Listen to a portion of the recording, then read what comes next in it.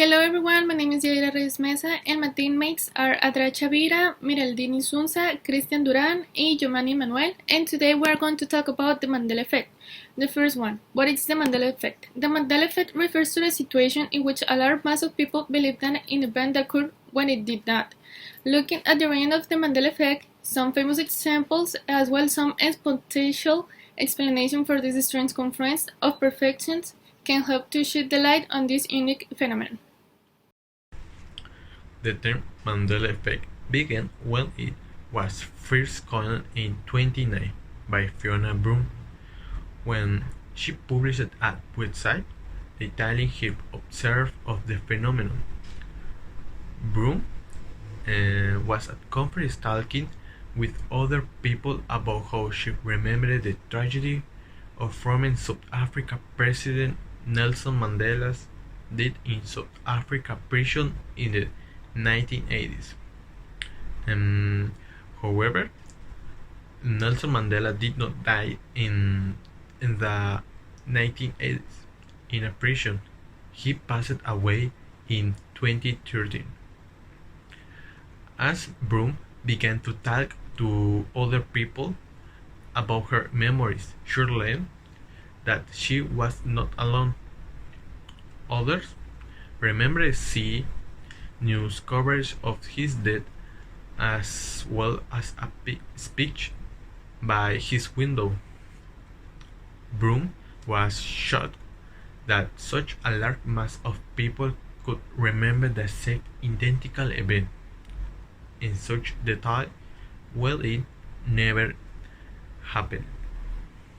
Encouraged by her book publisher, she began a website to discuss what they called the Mandela Effect and other incidents like it. The story of Nelson Mandela is not the only example of this type of false group memory, as the concept of the Mandela Effect grew along with Broome's website. Other group false memory began to emerge. How can you recognize a false memory? Online it's really difficult to recognize a false memory. Usually the only way you know your memory is false or real is to correlate your story with other people or research.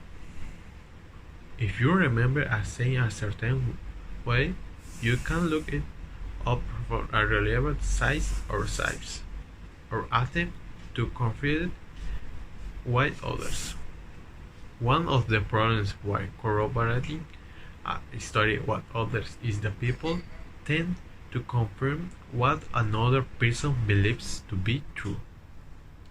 Asking a person, did Nelson Mandela die in prison, or Nelson Mandela died in a prison raid, is a leading question that increases the likelihood a person will answer yes. A better question may be, how did Nelson Mandela die?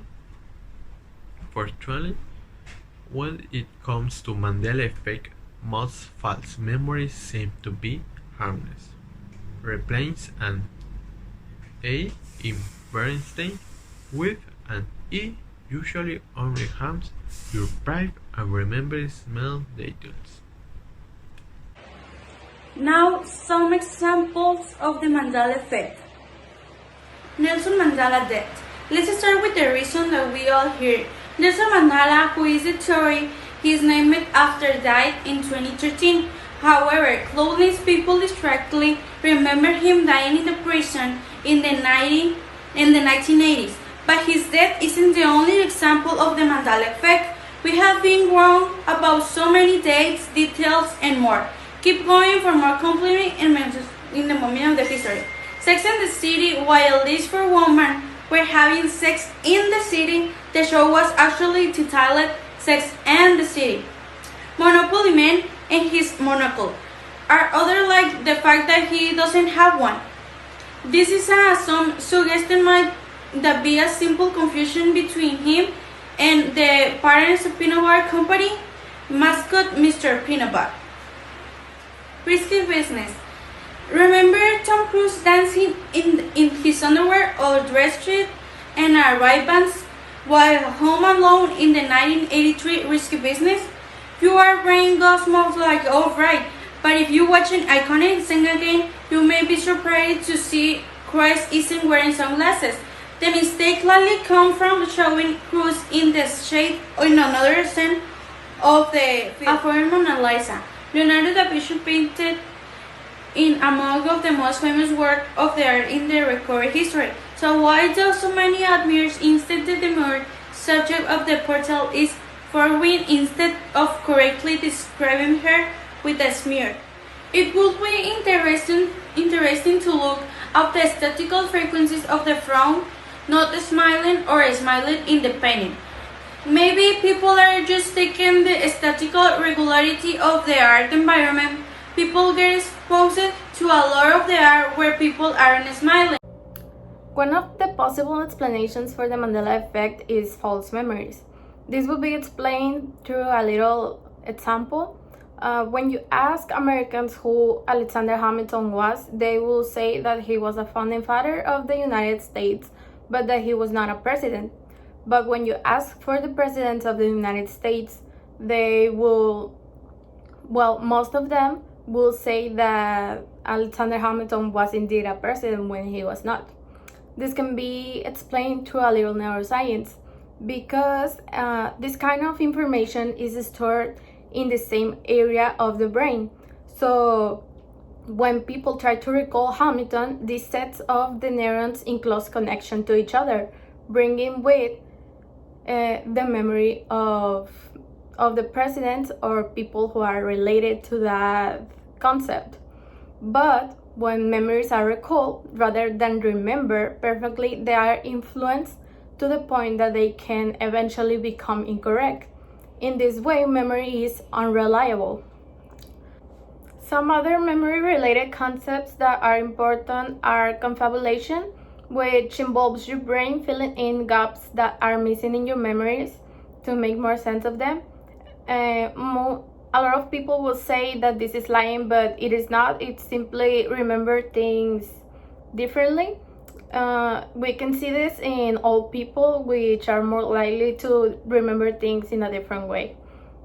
Post-event information, which is simply information that you learn after the event, and it can change your mind or how you think of the event. It also explains why witnesses are unreliable. And finally, priming, which describes factors leading up to an event that affects our perception. It is also called suggestibility or presupposition.